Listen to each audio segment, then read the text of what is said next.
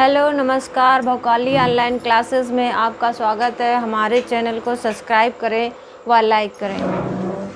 Reasoning का आज शब्द संरचना पार्ट सेकंड पढ़ाने जा रहे हैं। जो फर्स्ट मैंने पहले पढ़ा दिया था, अब वर्ड फॉर्मेशन रीजनिंग संरचना का मैं सेकेंड पार्ट पढ़ा रही हूँ। ये क्वेश्चन जो अभी एग्ज़ाम बीओ का है उसमें भी बहुत आता है, पीसीएस के सीसेट में भी बहुत आता है, यूपीएससी की सीसेट में आता है, पुलिस में आता है, एसआई में आता है, लेखपाल में आता है, रेलवे में आता है, बैंक में आता है। जो भी एग्ज़ाम होते हैं यूपी लेवल या एमपी लेवल, किसी भी एग्ज़ाम में ये क्वेश्चन ज़रूर पूछे जाते हैं, इसलिए क्वेश्चन मैं बार बार करवा रही हूँ।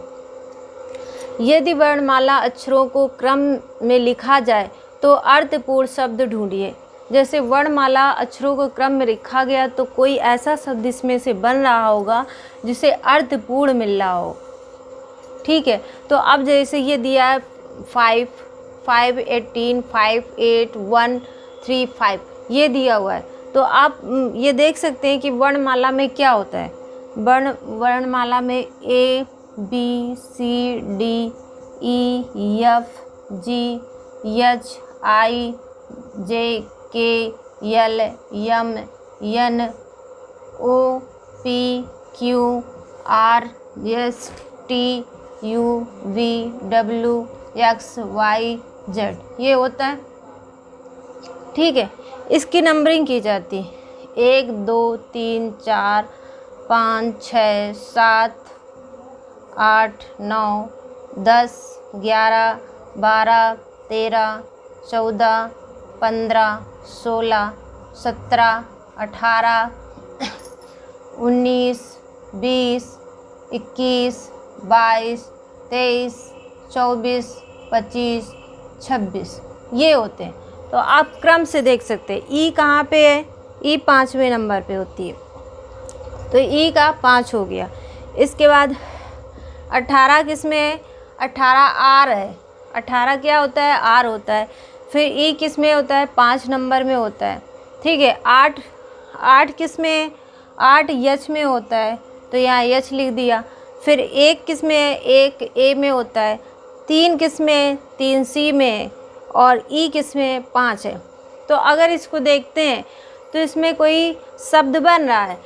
ई रे हा सी, ये कोई शब्द नहीं बन रहा है। जब ये कोई शब्द नहीं बन रहा है तो फिर इसको क्या है? ये गलत है, क्योंकि इसमें क्वेश्चन में जो पूछा गया है वही बताना है। यदि वर्णमाला अक्षरों के क्रम में लिखा जाए तो अर्थपूर्ण शब्द बताइए, कि अर्थ होना चाहिए उस शब्द का, जो शब्द बना हुआ है उसका अर्थ होना चाहिए। तो इसका कोई मतलब नहीं निकला, मतलब ये ए क्या हो गया? गलत हो गया। ठीक है, अब दूसरे में आते हैं। दूसरा क्या दिया है? जैसे 20 दिया है तो 20 देखते हैं। 20 यहाँ पे क्या है? 20 यहाँ पे क्या है? 20 यहाँ पे टी है।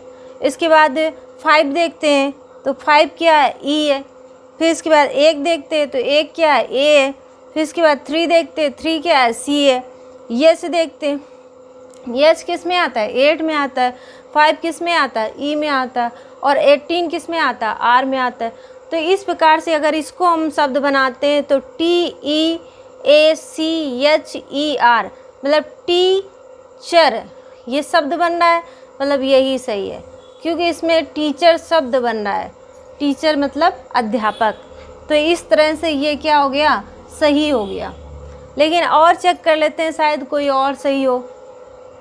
ई का हमने बताया क्या है? 5 होता है। 1 का क्या होता है? ए होता है। सी का क्या होता है? 3 होता है। 5 का क्या होता है? ई होता है।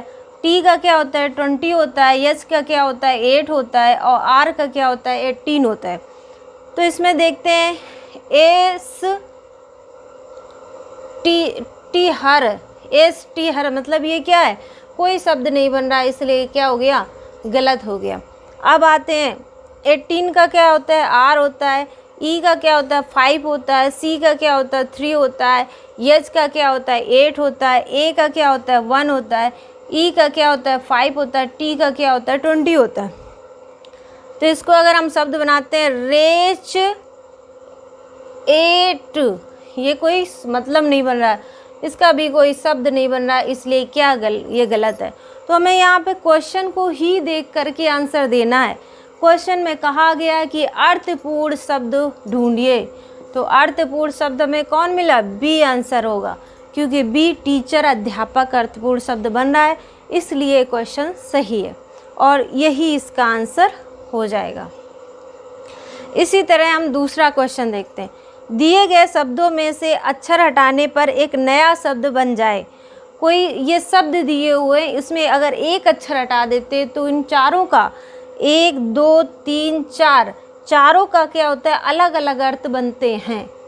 तो अगर हम इसमें देखते हैं कि आर को लगाते हैं, आर यहाँ तो दिया नहीं है, यहाँ भी नहीं दिया, यहाँ भी नहीं दिया, यहाँ दिया है। अगर आर को यहाँ हटा भी देते तो उसका कोई मतलब नहीं रहता है, ठीक है, क्योंकि चारों में कहा गया है। क्वेश्चन को देखना है कि क्वेश्चन क्या कह रहा है। इसमें कहा गया एक नया शब्द बनाएगा जो सब में मिलता हो। अब यहाँ ए को रख के देख लेते हैं।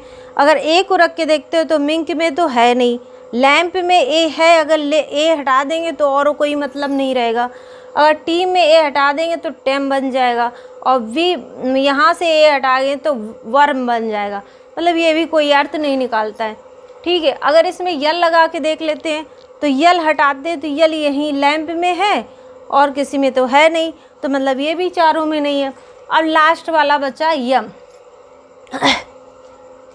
यम बचा, तो यम को अगर हटाते हैं, यहाँ से यम हटाया तो यहाँ क्या बचा? आई एन के मतलब इंक बचा, तो यहाँ क्या बचा? इंक बचा।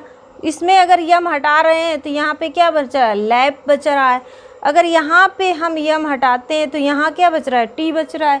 अगर यहाँ पे यम हटाते हैं यहाँ क्या बन रहा है? वार बन रहा है। मतलब ये चारों वर्ड में शब्द बन रहा है। अगर यम हटा भी देते हैं तब भी ये चारों वर्ड में शब्द बन रहा है। तो इस तरह से क्वेश्चन घुमा करके पूछता है और उसको बहुत ही ध्यान देना है, क्योंकि क्वेश्चन एग्ज़ाम में क्या होता है, क्वेश्चन आता है लेकिन उसको ना ध्यान देने की वजह से वो क्या होता है? गलत हो जाता है। अब आते हैं ये मतलब कि तीसरा क्वेश्चन क्या है? व्यवस्थित करके सही शब्द स्थिति ज्ञात कीजिए। इसमें जैसे दिया है INRDTPEES, ये जिस क्रम में लिखे हुए हैं उसी क्रम में यहाँ लिखा होना चाहिए कि मतलब इसका क्रम क्या है? 1 2 3 4 5 6 7 8 9। तो अब यहाँ देख लेते हैं पी का क्रम क्या है? 6 दिया हुआ है। तो यहाँ इसका मतलब क्या है कि स्थिति ज्ञात करने के बाद शब्द भी बने, एक शब्द अर्थपूर्ण शब्द बने।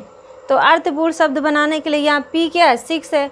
आर क्या है? 3 है। देखो आर यहाँ 3 दिया हुआ है तो इसलिए यहाँ भी 3 है। यहाँ यस क्या है? 9 है। यस यहाँ 9 पे दिया हुआ है तो इसलिए ये भी 9 है।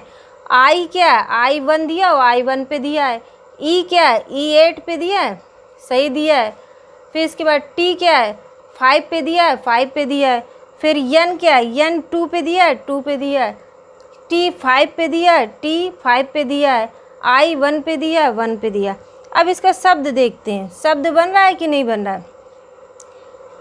पर पिर सी टेन टी, पता नहीं क्या बन रहा है। इसका मतलब ये शब्द क्या हो गया? गलत हो गया। इसमें कोई शब्द नहीं बन रहा, अर्थपूर्ण कोई शब्द नहीं बन रहा है, ठीक है। इसके बाद दूसरे में देखते हैं। इसमें पी किस में है? नंबर में 6 में रख दिया। आर किस में है? 3 में रख दिया। ई किस में है? 7 में रख दिया। और 5 किस में है? 9 में रख दिया। आई किस में है? 1 में रख दिया। डी किस में है? 4 में रख दिया। ई में कितने? 8 में रख दिया। एन किस में है? 2 में रख दिया। टी किस में है? 5 में रख दिया। लेकिन इसका अर्थ कोई बन रहा है कि नहीं बन रहा है ये देखना।